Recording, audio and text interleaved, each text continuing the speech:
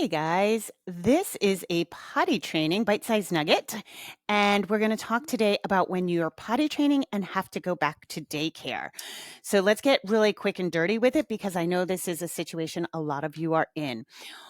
Number one, first and foremost, please do not attempt to potty train in 3 days and go back to daycare on the fourth day. This will not work out well for you. Potty training really takes 3 to 7 days to get over the hump, the biggest hump, but a child is in no way ready to go back to daycare and be able to handle that. And people get very mad at me. They're like, I don't have the time. I am just stating the fact. Your child will struggle and probably end up back in diapers at daycare, okay? So whatever you can do, however you can manage that, that is first and foremost. Just I find everybody short on time these days, and they are attempting to potty train in 2 or 3 days, and it is absolutely imploding, and then they are blaming the child. We cannot blame the child that we don't have time, okay? Learning takes time, and this is a major developmental milestone. But here are 3 things I want you to check in on before you even begin potty training. Because when you let your daycare or preschool know that you are beginning potty training, they will often say, we'll just follow your lead. We'll do whatever you want to do.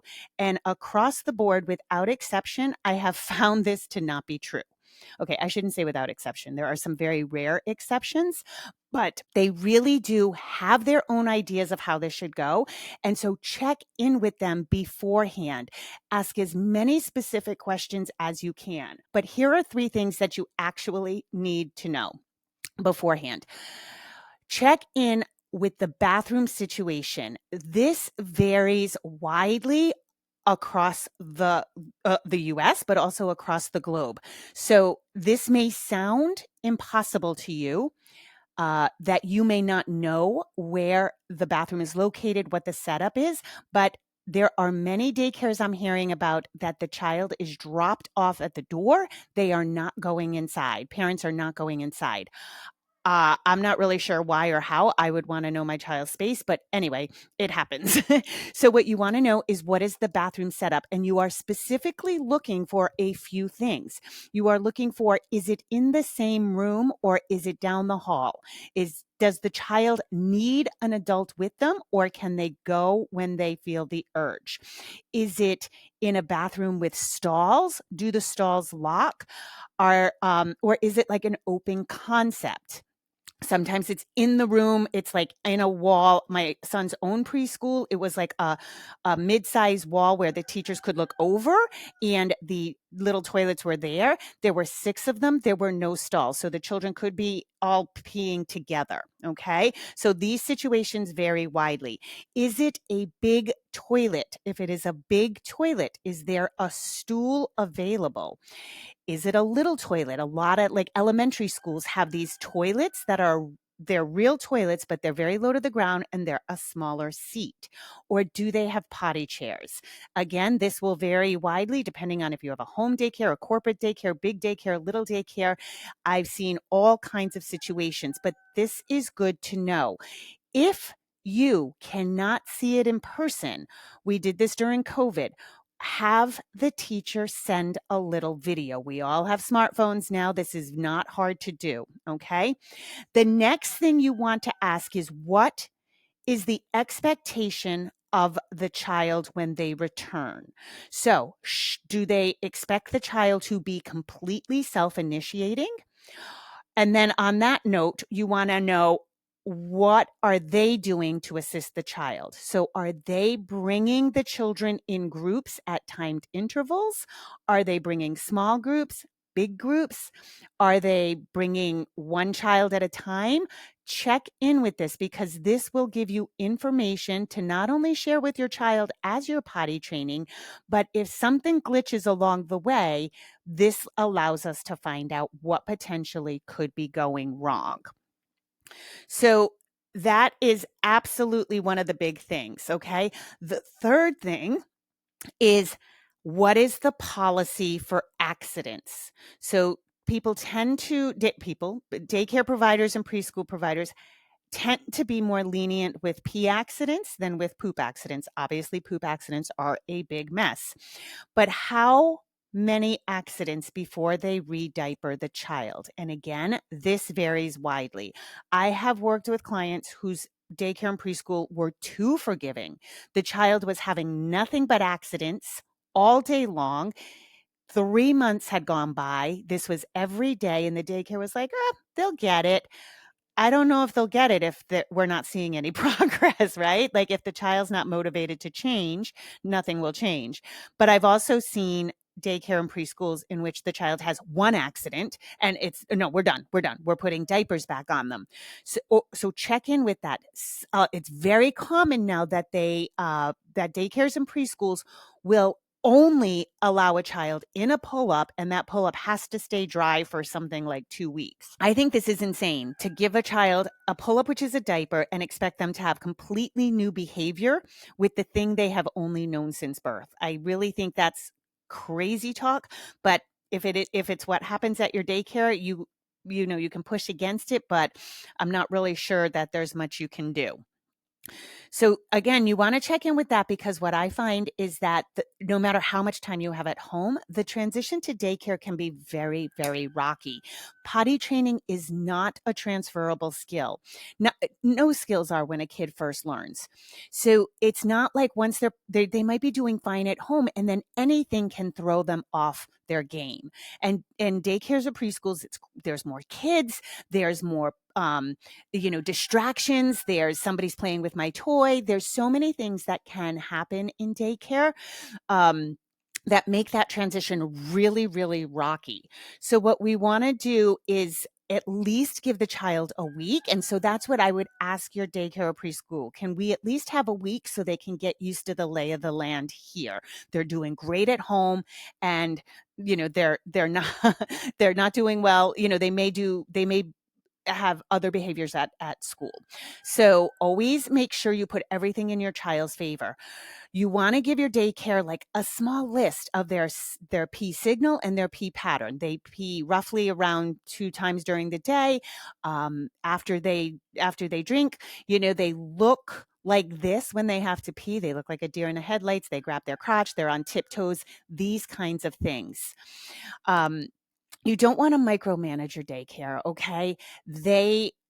Hopefully they'll they'll be very helpful. But again, I see such a wide variety. I see people, daycare providers who are like, nope, we're not allowing for any accidents. The child has to come home, manage their own clothing, let us know. And that's a really high expectation of a little one, okay? The best results, though, I see are when you ask a lot of questions ahead of time so you can prepare your child. And if you can get pictures, this is even awesomer, more awesome. So you can show your child the pictures as they're potty training. Oh, great. This is where you're going to go to the bathroom when you go to school. If you're so inclined, you can get them printed out and put them on a little picture board. Kids are visual learners at this age, and it can be really helpful. Another secret little trick is, who can the child ask for help? This is especially if there's a big daycare or even a home daycare that maybe has a mother's helper or something, like a younger person, a young adult who's helping. A lot of corporate daycares or big daycares have some assistants that may be getting a degree or they're helping out. And that can be confusing to a little kid. So young adults can feel like they're kids because they're playful. They're not the teacher. And so make sure your child knows who they can ask and reiterate that to them while you're in the potty training process. So these are the big things. Again, the more prepared you are, I think the better off you're going to be.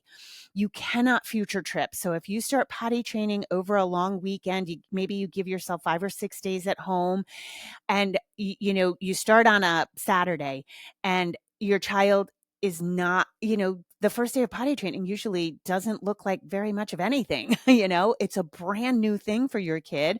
And so parents will be distraught and heartbroken, and they'll start getting anxious about what's going to happen when the child goes back to school on Thursday. You cannot live in Thursday when you are on Saturday. Potty training is so wild. Most kids like start to get the concept of it like in a couple of days.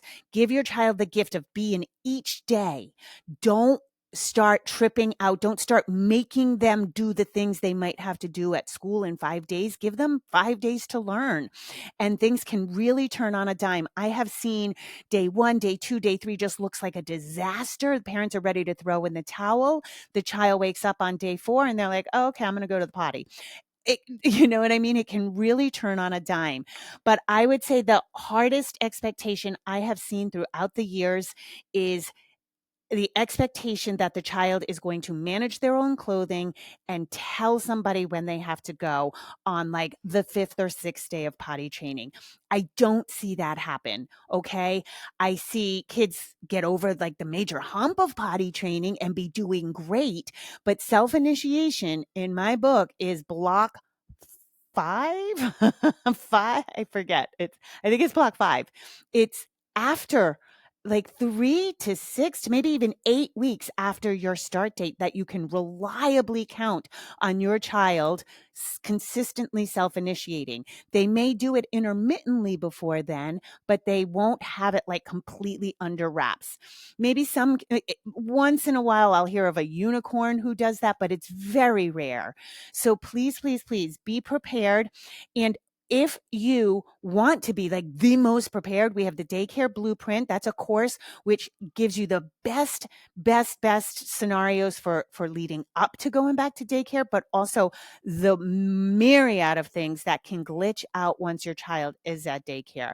It's really hard because you're not there. And it's really hard to attend to problems because you don't know how the teacher's prompting, you don't know the situation, you don't know what's going on.